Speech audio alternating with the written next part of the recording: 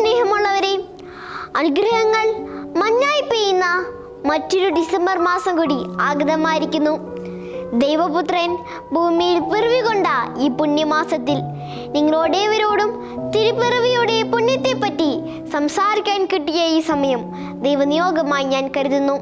സ്നേഹത്തിൻ്റെയും നൈർമല്യത്തിൻ്റെയും കാരുണ്യത്തിൻ്റെയും പ്രതീകമായ യേശു ക്രിസ്തു നമ്മുടെവരുടെയും ഹൃദയത്തിൽ വീണ്ടും ഒരു പിറവി എടുക്കുന്നതിനായി മതിലുകളില്ലാത്ത പുൽക്കൂടൊരുക്കി നമുക്ക് കാത്തിരിക്കാം.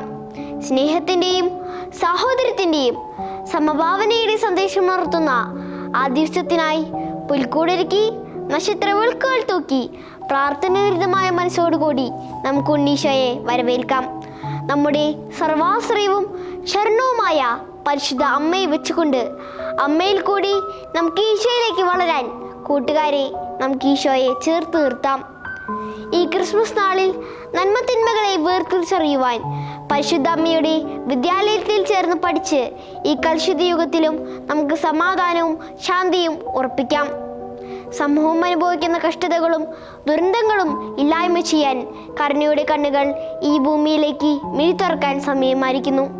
ബത്ലഹേമിലെ കാൽത്തൊഴുത്തിൽ മാതാപിതാക്കളുടെ സംരക്ഷണയിൽ ഭുജാതനായ ഉണ്ണീശോ തൻ്റെ ഇളം മേനിയിൽ അമ്മയുടെ വാത്സല്യം കിരിഞ്ഞിറങ്ങുമ്പോൾ ദൈവം ഒരു കുഞ്ഞായി മാറിയിരിക്കുന്നു.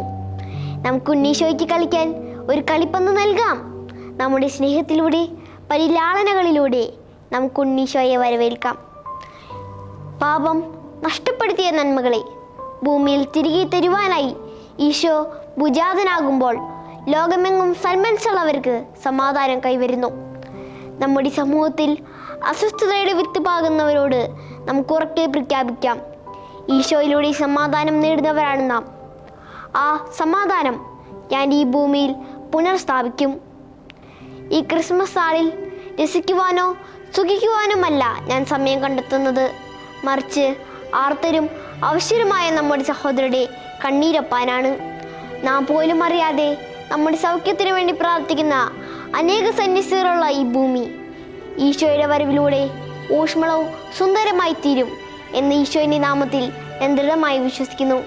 ഏവർക്കും നന്മയുടെ ക്രിസ്മസ് കാലം ആശംസിക്കുന്നു. നന്ദി, നമസ്കാരം.